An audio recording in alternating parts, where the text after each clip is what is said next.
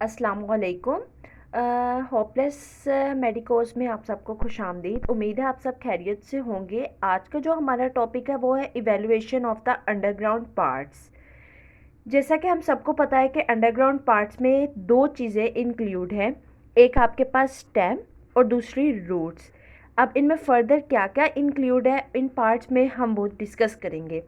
Stem में आपके पास जो जो चीज़ें इंक्लूड हैं वो है rhizomes, stem tubers, bulbs, corms और वास्कुलर टिश्यूज़। अब आपके पास राइजोम्स क्या होते हैं? राइजोम्स आपके पास हॉरिजॉन्टल अंडरग्राउंड पार्ट्स हैं, हॉरिजॉन्टल अंडरग्राउंड प्लांट स्टेम है जो कि कैपेबल होती है शूट और रूट को प्रोड्यूस करने के लिए, एक उनका सिस्टम बनाती है और उससे आपके पास एक न्यू प्लांट आपको मिलता है। ये आपके पास हॉरिजॉन्टल अंडरग्राउंड प्लांट स्टेम है जो कि कैपेबल है producing shoot and the root system of new plant. किसी भी न्यू प्लांट का रूट एंड शूट सिस्टम को प्रोड्यूस करती है ये।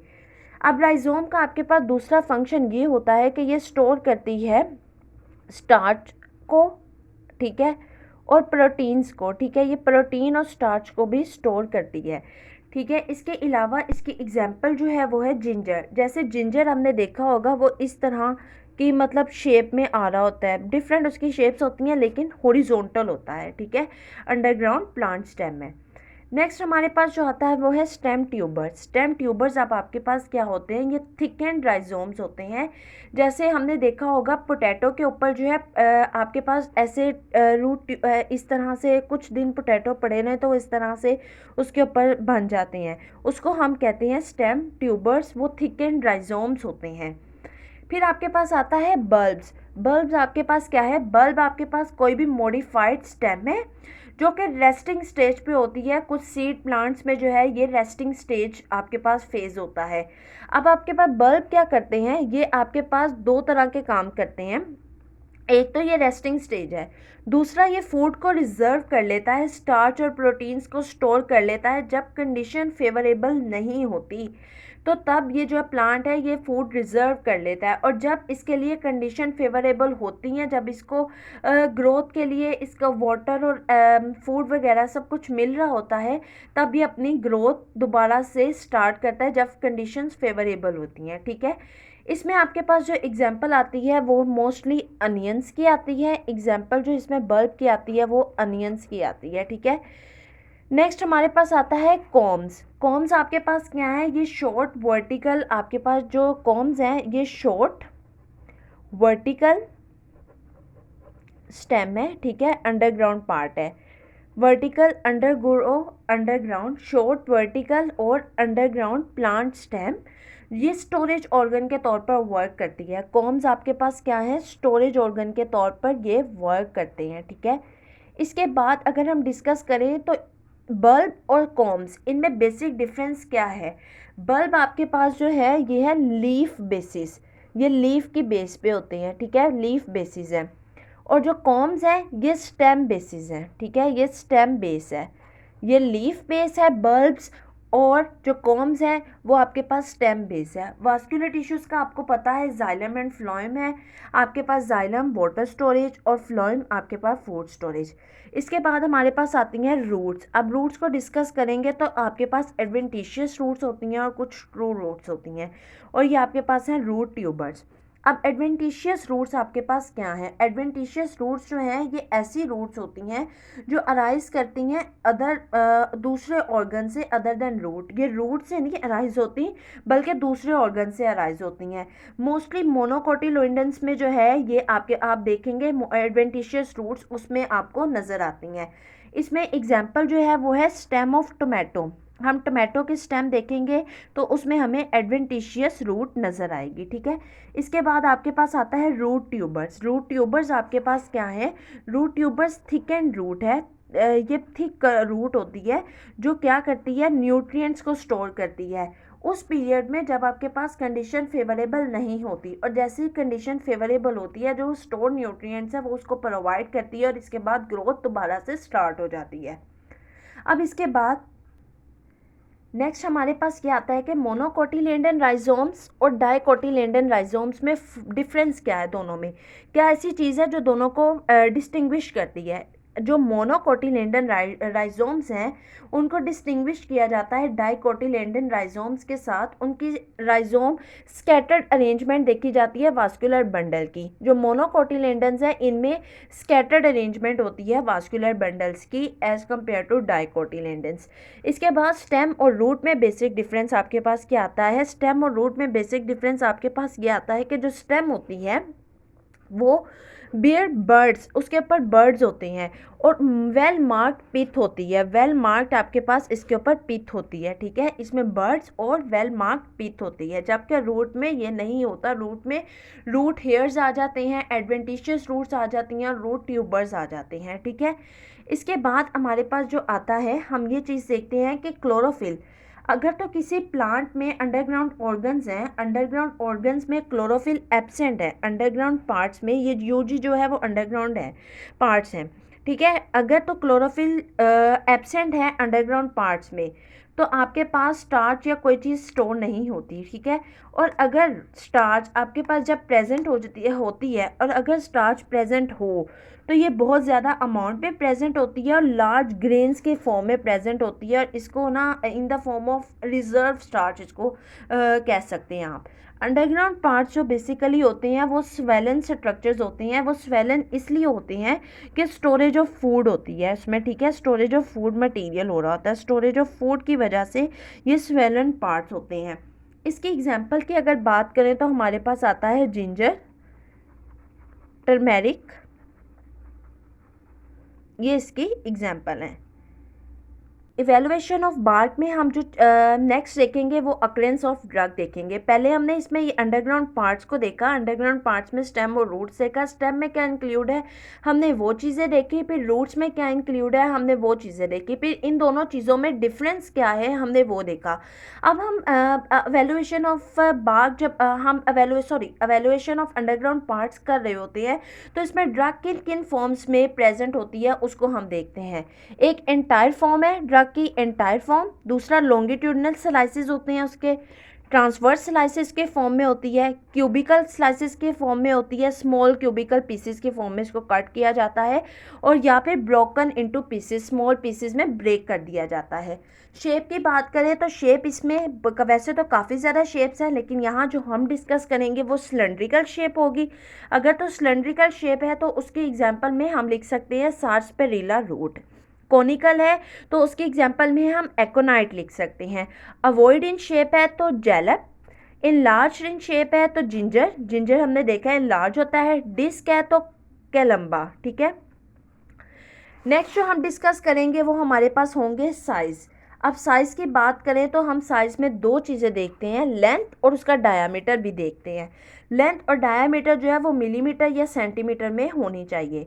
अब हमारे पास जो आता है, अब उसके इसके बाद जो चीज़ हम डिस्कस करते हैं वो यहाँ पर कलर भी डिस्कस करते हैं।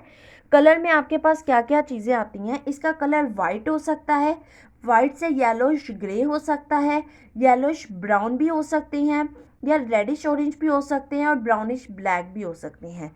नेक्स्ट जो हमारे पास आती है हेडिंग वो है एक्सटर्नल मार्किंग्स। अंडरग्राउंड पार्ट्स में एक्सटर्नल मार्किंग भी होती है और उन एक्सटर्नल मार्किंग्स की फर्दर क्लासिफिकेशन हम करते हैं।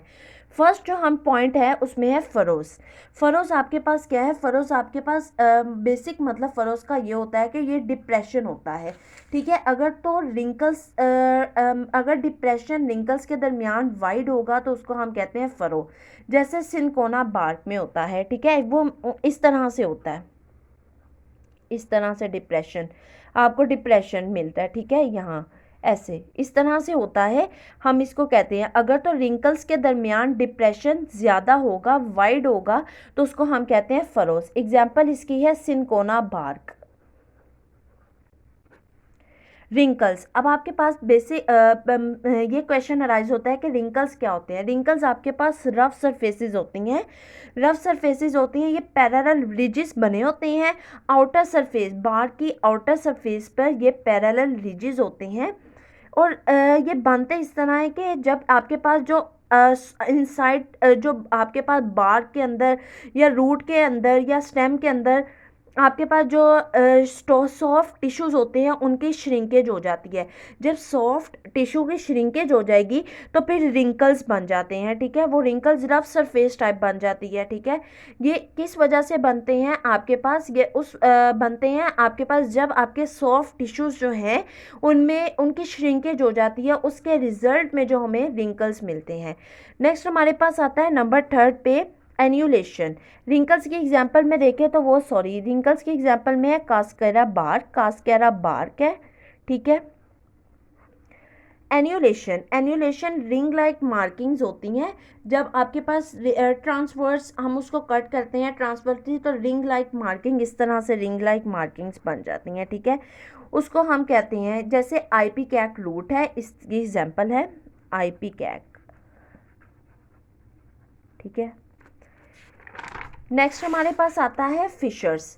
फिशर्स क्या होते हैं? फिशर्स आपके पास ये वो मार्किंग्स होती हैं जो टिश्यूज़ को हम स्प्लिट करते हैं तो उसके रिजल्ट में जो हमें मार्किंग्स मिलती हैं उसको हम फिशर्स कहते हैं। जैसे हम उन्हें ब्रेक करते हैं, टू पार्ट्स में करें, टू हाफ्स में या करें या जिस तरह से भी करें, उसको जब हम स्प्लिट करेंगे तो जो मार्किंग्स मिलती हैं उनको हम फिशर्स कहते हैं। नोड्यूल्स क्या हैं आपके पास? नोड्यूल्स आउटग्रोथ है। आउटग्रोथ तो ये हैं लेकिन ये राउंडेड आउटग्रोथ्स हैं, ठीक है। राउंडेड आउटग्रोथ होंगी तो उनको हम नोड्यूल्स कहेंगे। अब प्रोजेक्शंस क्या है? प्रोजेक्शंस हमारे पास आउटग्रोथ होती हैं। भला ये आउटग्रोथ्स किस किस की हैं? ये रूट की हो सकती हैं, ये आउटग्रोथ स्टेम की हो सकती हैं, ये आउटग्रोथ बर्ड की फॉर्म में हो सकती हैं। ये आउटग्रोथ होंगी तो हम प्रोजेक्शन कहेंगे, अगर राउंडेड आउटग्रोथ हैं तो उनको नोड्यूल्स कहेंगे। स्कार्स का बेसिक मतलब होता है कोई निशान, मतलब स्कार्स लीफ स्कार्स भी हो सकते हैं, बर्ड स्कार भी हो सकते हैं। इसमें आपके पास लीफ स्कार्स हैं, लीफ स्कार्स भी आ जाते हैं, बर्ड स्कार आ जाते हैं, इसके अलावा रूट स्कार आ जाते हैं और स्टेम स्कार आ जाते हैं। स्कार आपके पास ये होता है कि किसी भी सीड पे स्कार रह जाता है, मतलब निशान रह जाता है जहाँ से वो स्टॉक के साथ अटैच होता है, ठीक है। नेक्स्ट जो हमारे पास टॉपिक, नेक्स्ट जो इसकी क्लासिफिकेशन स्टार्ट होती है वो है फ्रैक्चर्स। फ्रैक्चर्स कितने टाइप्स के होते हैं हम वो डिस्कस करेंगे। पहले हमें ये पता होना चाहिए फ्रैक्चर क्या होता है। फ्रैक्चर ये होता है कि the way in which plant part breaks up. ऐसा मतलब जब प्लांट्स ब्रेकअप, जब उसमें हम कोई भी एक्सटर्नल प्रेशर अप्लाई करेंगे तो प्लांट जो है वो ब्रेकअप उसका ब्रेक्स। टू हाफ्स में भी हो सकता है, टू हाफ से ज़्यादा भी हो सकता है, ठीक है। कोई भी ड्रग जो है वो टू हाफ्स में स्प्लिट हो जाएगी, उसको हम कहते हैं फ्रैक्चर। जब हम उस पर एक्सटर्नल प्रेशर अप्लाई करेंगे तब उसको हम कहते हैं फ्रैक्चर। अब फ्रैक्चर की क्लासिफिकेशन क्या है आपके पास? फर्स्ट फ्रैक्चर है हमारे पास कंप्लीट फ्रैक्चर। कंप्लीट फ्रैक्चर क्या है? जब भी कोई ड्रग जो है वो कंप्लीटली ब्रोकन, जब हम कोई भी प्रेशर अप्लाई करेंगे और ड्रग कंप्लीटली ब्रोकन होगी तो हम उसको कहेंगे कंप्लीट फ्रैक्चर। इनकम्प्लीट फ्रैक्चर क्या है कि हम प्रेशर तो अप्लाई कर रहे हैं लेकिन ड्रग जो है वो कंप्लीटली जो है वो ब्रेक नहीं हुई, उसको हम इनकम्प्लीट फ्रैक्चर कहेंगे।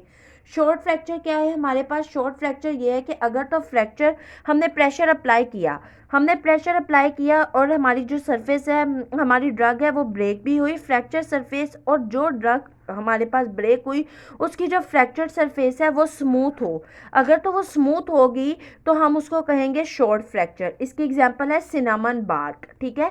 फाइब्रस फ्रैक्चर ये होता है कि अगर हम प्रेशर अप्लाई कर रहे हैं, ट्रांसवर्सली हमने प्रेशर अप्लाई किया और ट्रांसवर्सली किसी भी ड्रग को ब्रेक किया है तो उसमें आपको न्यूमरस फाइबर्स मिलेंगे। अगर तो न्यूमरस फाइबर्स प्रेजेंट होते हैं तो उसको हम कहते हैं फाइब्रस फ्रैक्चर। इसकी एग्जांपल है सिनकोना बार्क, ठीक है।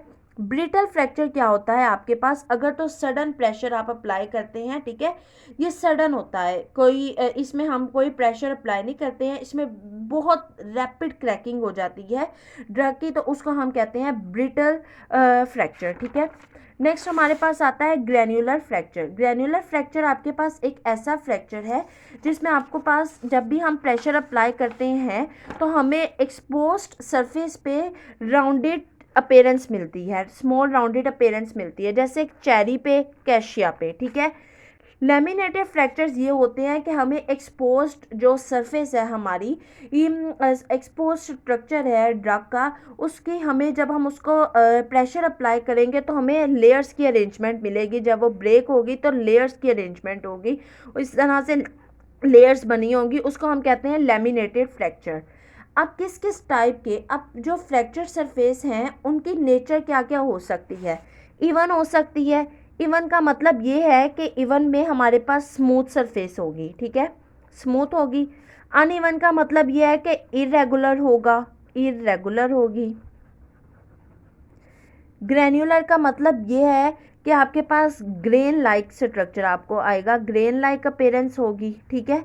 हार्ड में आपके पास ये आएगा कि आपको एक कॉम्पैक्ट सरफेस मिल जाएगी, कॉम्पैक्ट सरफेस मिल जाएगी। पाउडर में आपके पास पाउडर फॉर्म में मिल जाएगा आपको, और वैक्सी में वैक्स लाइक मिलेगा, वैक्स लाइक, ठीक है, वैक्स लाइक, ठीक है। और रेजिनस में आपको रेजिन्स की फॉर्म में मिलेगा।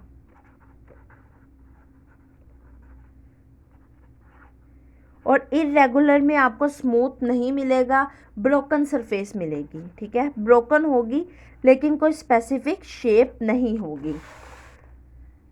अब जहाँ पर हमने कलर वगैरह हमने नेचर फ्रैक्चर सरफेस की डिस्कस की, हमने उसकी नेचर को देखा, ड्रग की नेचर कैसे हो सकती है, अक्रेंस उसकी क्या क्या है।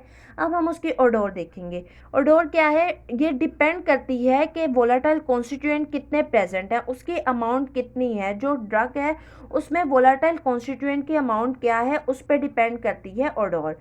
दो तरह की है, एक डिस्टिंक्ट है और एक इनडिस्टिंक्ट है। इनडिस्टिंक्ट ऑर्डर है मतलब हमें पता ही नहीं चलता कि ऑर्डर है क्या। एरोमेटिक ऑर्डर जो है वो कौन कौन से डिस्टिंक्ट में आ सकती है, एरोमेटिक ऑर्डर हो सकती है। इसमें आपके पास रेजिन्स की एग्जांपल है, गम्स वगैरह, ठीक है। बाल्समिक की हो सकती है, बाल्सम्स इसमें एग्जांपल है, ठीक है। आपके पास स्पाइसी हो सकती है, ठीक है, इसमें आपके पास मर्जोरम, मर्जोरम्स, ठीक है। इसके अलावा आपके पास टेरिबिंथ हो सकती है। टेरिबिंथ में आपके पास टर्पेंटीन ऑयल जैसी स्मेल आ सकती है, टर्पेंटीन लाइक स्मेल, ठीक है। और इनडिस्टिंक्ट है दूसरी, ठीक है। अब आपके पास नेक्स्ट जो हम डिस्कस करते हैं टेस्ट। टेस्ट कितने टाइप्स के हो सकते हैं। एक्रिक टेस्ट हो सकता है, मतलब बाइटिंग टेस्ट आपको फील होगा। सेलाइन टेस्ट हो सकता है, salty. Saccharin sweet in taste. Bitter हो सकता है, लेमन जैसे लेमन का टेस्ट होता है, ठीक है। अल्कलाइन हो सकता है जैसे बेसिस का होता है। मटैलिक आपके पास इसके अलावा जो है वो मटैलिक हो सकता है, ठीक है। और कुछ ड्रग ऐसी होती हैं जो टेस्टलेस होती हैं, और टेस्टलेस ड्रग्स जो हैं वो इनसोलेबल होती हैं सलाइवा में। डिस्टिंक्ट सेंस, अगर तो आपको किसी भी ड्रग से डिस्टिंक्ट सेंसेशन आ रही है अपार्ट फ्रॉम द टेस्ट और टच, टेस्ट और टच की बात ना करें, अगर तो टंग पे आपको ज़ुबान पे डिस्टिंक्ट सेंसेशन मिल रही है तो हम टेस्ट को क्लासीफाई करते हैं कुछ टाइप्स में। ऑयली हो सकती है वो, ऑयली। पंजेंट हो सकता है, एक्रिड हो सकता है, बाइटिंग टेस्ट, नोजिएटिव फीलिंग आ सकती है आपको, मतलब नोजिया फील हो सकता है आपको। एस्ट्रीजेंट, एस्ट्रीजेंट भी हो सकते हैं, कुछ एस्ट्रीजेंट टाइप फीलिंग भी आ सकती है। एस्ट्रीजेंट ये होता है कि आपके पास कि एस्ट्रोजन ग्रुप ऑफ सब्सटेंसेस होते हैं जो कोज करते हैं कॉन्ट्रैक्शन या श्रिंकेज ऑफ टिश्यूज़, और ये सेक्रेशंस को ड्राई कर देते हैं, ठीक है। कंस्ट्रिक्शन ऑफ मसल्स को ये करते हैं, जैसे टांग के मसल्स को कंस्ट्रिक्ट कर देंगे, आपको इस तरह की फीलिंग आएगी। और नोजिया मतलब वोमिटिंग टाइप फीलिंग होगी, आपको नोजिया होगा। और कुछ ड्रग्स जो हैं वो ऐसी होती हैं कि आपको उनका में या तो सिंपल टेस्ट होता है या उनका कॉम्प्लेक्स टेस्ट होता है, ठीक है। कलर, कलर मैंने आपको बता दिया कि कलर जो है वो ज़्यादातर वाइट होता है। वाइट से वो yellowish, colourless, odourless, crystalline form में आपको मिल सकती हैं। डिफरेंट कलर हो सकते हैं, ब्राउन हो सकता है, ब्राउनिश रेड हो सकता है, ऑरेंज रेड हो सकता है, इस तरह से है। आज हमने जो है वो एवेल्युएशन ऑफ अंडरग्राउंड पार्ट्स देखा। नेक्स्ट जो है वो हम देखेंगे इंशाल्लाह evaluation of the barks. Thank you so much for your attention, and thank you. Please like, share and subscribe my channel. Thank you.